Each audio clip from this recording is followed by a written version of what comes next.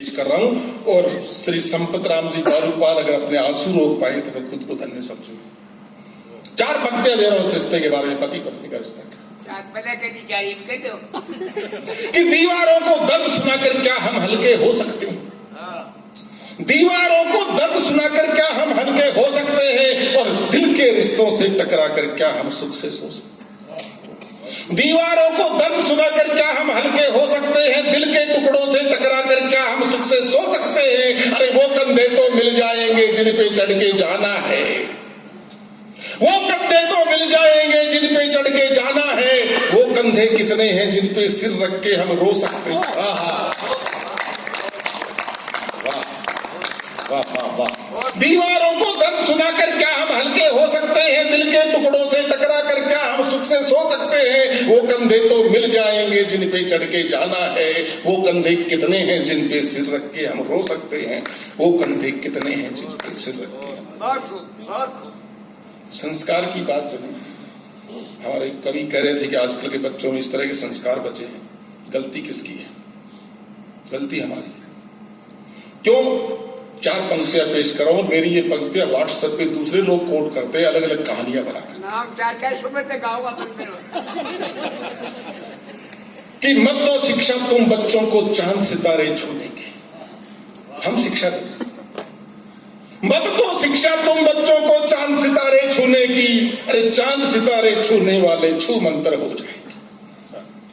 एक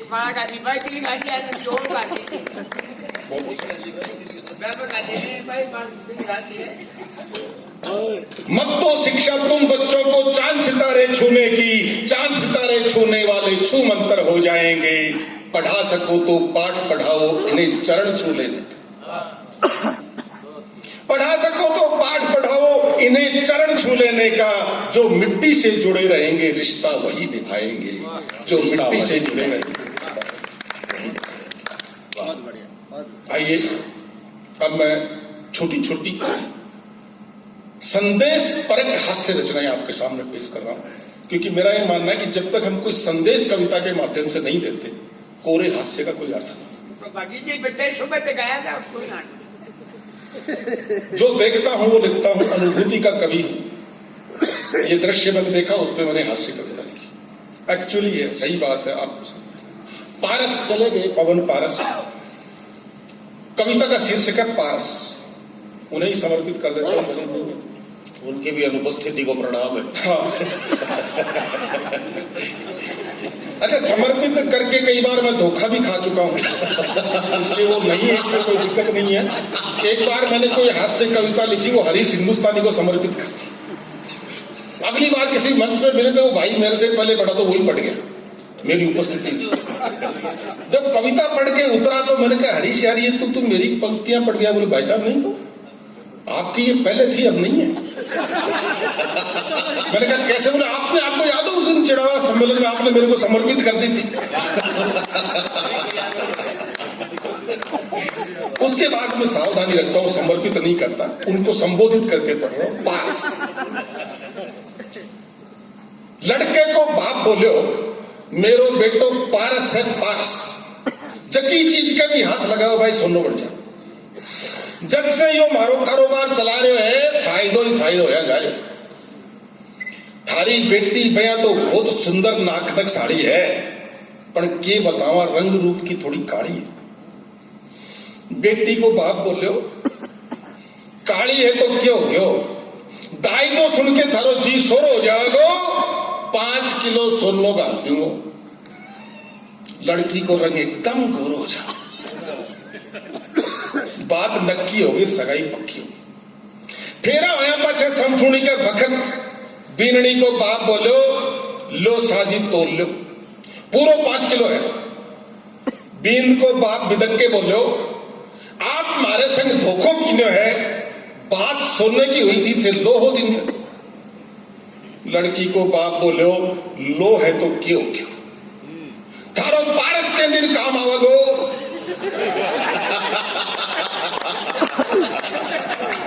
एक बार हाथ लगवा दो, सोनो बढ़ गया।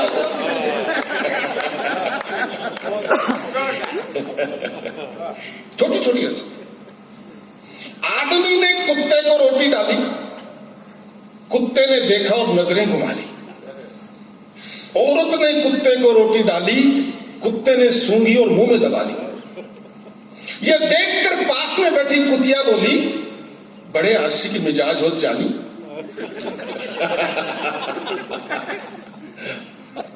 आदमी ने कुत्ते को रोटी डाली, कुत्ते ने देखा और नजरें घुमा ली। औरत ने कुत्ते को रोटी डाली, कुत्ते ने सूंघी और मुंह में दबा ली। ये देखकर पास में बैठी कुतिया बोली, बड़े आशिक मिजाज हो जानी। कुत्ता बोला, ऐसी बात नहीं है मेरी रानी, दोनों रोटियों में फर्क है सुनो, मेरी बात में तर्क है सुनो। आदमी की दी हुई रोटी मैंने इसलिए नहीं खाई क्योंकि वो उसी के लिए गई थी बनाई। आदमी की दी हुई रोटी मैंने इसलिए नहीं खाई क्योंकि वो उसी के वास्ते गई थी बनाई। टिफिन में से डाल रहा है। और औरत की दी हुई रोटी मैंने इसलिए खाई क्योंकि वो मेरे ही निमित्त गई थी बनाई। हमारे दो रोटियां बनाते हैं, गाय की और एक कुत्ते। बहुत बढ़िया।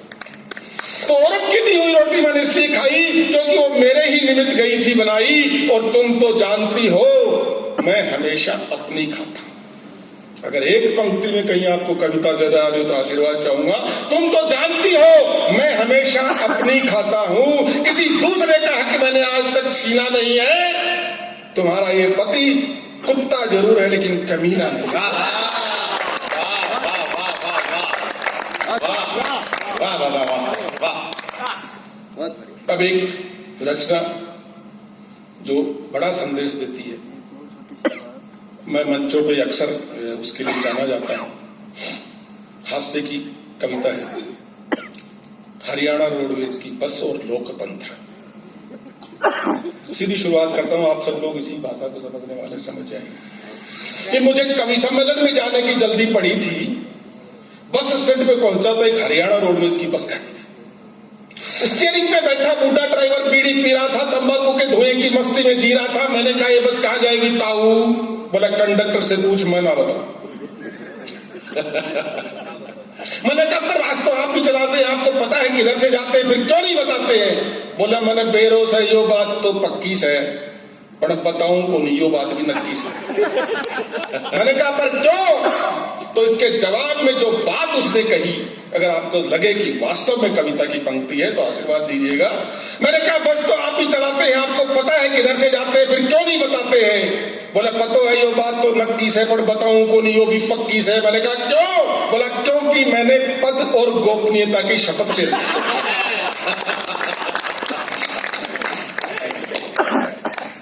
तो ड्राइवर से होकर निराश में पहुंचा कंडक्टर के पास और पूछा ये बस कहां जाएगी? बोले तू रोक लेगा। हरियाणा में ऐसे ही होता है, सवाल का जवाब नहीं दिया जाता, उल्टा सवाल किया जाता है। वो हमारे कवि मित्र अरुण जेमनी इस तरह के कई किस्से सुनाते हैं। बोलो एक आदमी को लेके जा रहे थे, राम नाम सत्य है, सत्य बोलो गत्य है। तो सामने से एक दूसरा मिल गया, बोला नहीं वो मर गया के? बोलो नहीं बाजार घुमा के लाए। वो एक कोई घंटा करके घड़ी ठीक करके नीचे उतरा, दूसरा नीचे मिल गया। बोले घड़ी खराब हो गई थी। बोले टेम देखने गया ना। ये कल्चर है। तो ड्राइवर से होकर निराश में पहुंचा कंडक्टर के पास और पूछा कि बस कहां जाएगी? बोले तू रोक लेगा।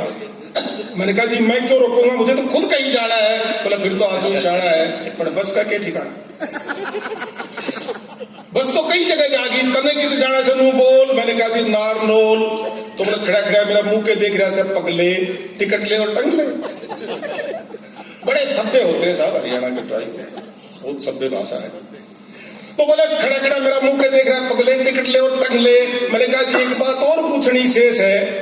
बोले एक नहीं 10 पूछ, इस देश में पूछने की पूरी आजादी है। मैंने कहा बस लोकल है एक्सप्रेस है? बोले यो एक्सप्रेस की दादी। तो पढ़ के उसकी बॉडी लैंग्वेज मैंने उठाया अपना लगेज और बस में जाके फंस लिया। एक जवान छोरे और बुढ़े घुसट के बीच में फंस लिया। कुछ देर बाद बस तो चलने लगी, पर उसकी स्पीड देख के मेरी जान निकलने लगी। हरियाणा में आता कुछ नहीं होता, स्पीड नहीं होती, स्पीड ही होती, सकूल होता है। और तब हद तो तब होगी जब एक बोला कि यार बड़ी सलीम बॉडी है।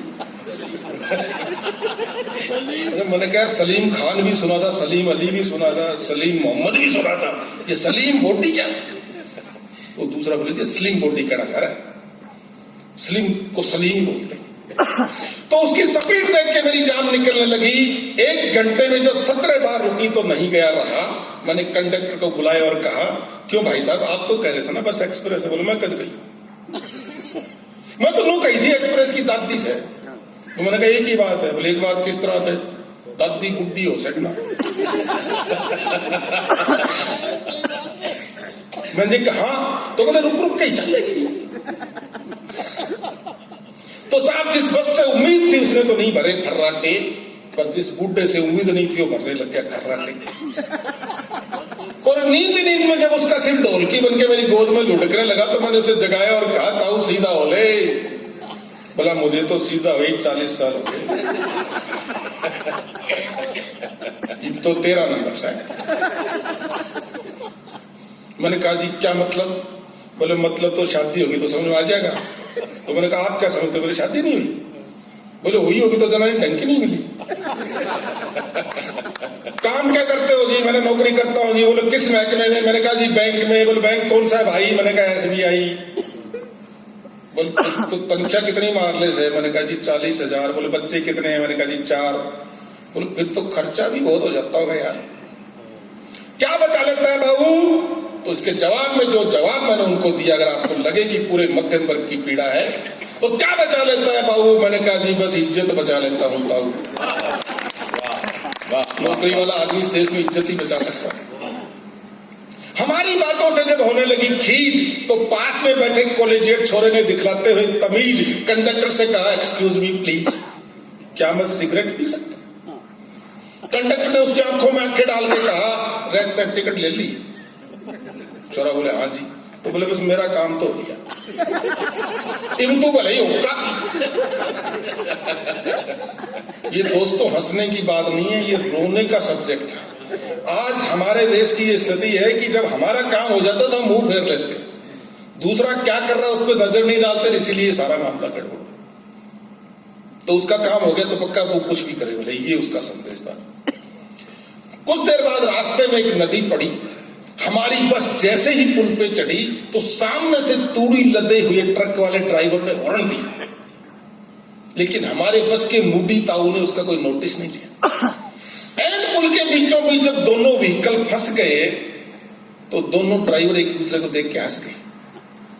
ट्रक का ड्राइवर बोले, ताऊ तुझे शर्म नहीं आती? मैं कब से हॉर्न दे रहा हूं। बस वाला ड्राइवर बोला, तू पगले शर्म तो तन आनी चाहिए निर्भाग्य, हॉर्न धर्म तो तन आनी चाहिए निर्भाग्या, तेरे हॉर्न देना तक पुल छोड़ा जाए। इस बापोसा की लाडली ने उड़ा ही रोक लेता। ऐसे ट्रकों के पीछे ऐसे बापोसा की लाडली, इस बापोसा की लाडली ने उठा ही रोक लेता और मेरे गुजरने के बाद टिबड़ी टे देता। अगले गांव में जब बस रुकी तो एक सिर मुंडी भावी सवारी खिड़की में से कंडक्टर पे झुकी। हिंदी साहित्य की भाषा की बात कर रहा हूं। अगले गांव में जब बस रुकी तो एक सिर मुंडी भावी सवारी खिड़की में से कंडक्टर पे झुकी और पूछा, ये बस हरिद्वार जागी? कंडक्टर बोला जी जागी। बोला हरिद्वार कितनी देर में पहुंचा देगी? बोला भीतर बैठेगा तो 8 घंटे लगे, जब तड़ा आ गया तो 2 मिनट में पहुंचा।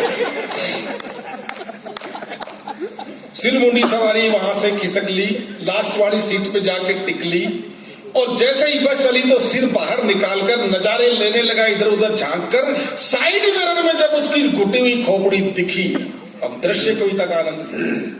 साइड मिरर में जैसे ही उसकी घुटी हुई खोपड़ी दिखी तो ड्राइवर ने कंडक्टर को आवाज दी, बोला नेकी, उस कबूतर ने कह दे कि अपने मतीरा ने भीतर कर। उस कबूतर ने कह दे कि अपने मतीरा ने भीतर कर ले, जो कोई फोड़ गया तो फिर रोता फिरेगा, खुद तो मरेगा सो मरेगा, मेरी नौकरी भी ले मरेगा। इतना सुनते ही बस में हंसी छूट गई, पर मेरे विचारों की कड़ी टूट गई और कविता यहां से शुरू होती है।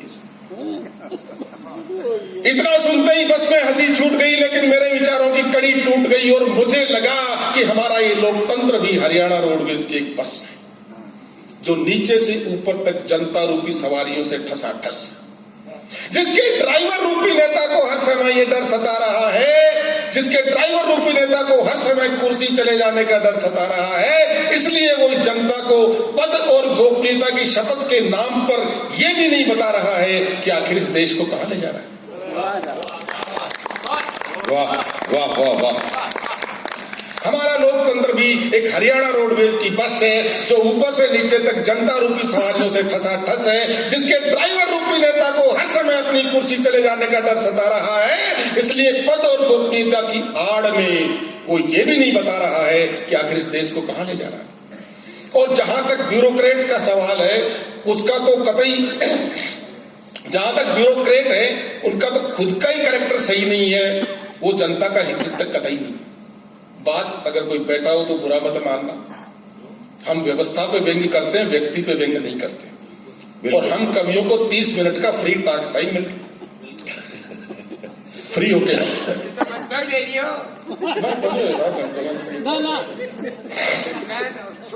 आप खुद देख लीजिए कैसे कैसे पद हैं सरकारी जो अपने सगे बाप से नहीं पटे वो पटवाए, और जिसने जिंदगी में किसी की सहायता नहीं करी वो सहायक अभियंता। तो रही बात ये जनता रूपी सवारी जिससे ये बस ऊपर से नीचे तक अटी हुई है, धर्म संप्रदाय और जाति के नाम पर न जाने कितने भागों में बटी हुई है, दोनों मिलकर इसी फूट का फायदा उठाते हैं और लोकतंत्र की बस को जैसे चाहे वैसे चलाते। तो आप माने या न माने श्रीमान, लेकिन एक बात कंफर्म है कि ये जो हमारा लोकतंत्र है ये लीडर और ब्यूरोक्रेट की पार्टनरशिप फर्म है, लीडर और ब्यूरोक्रेट की पार्टनरशिप।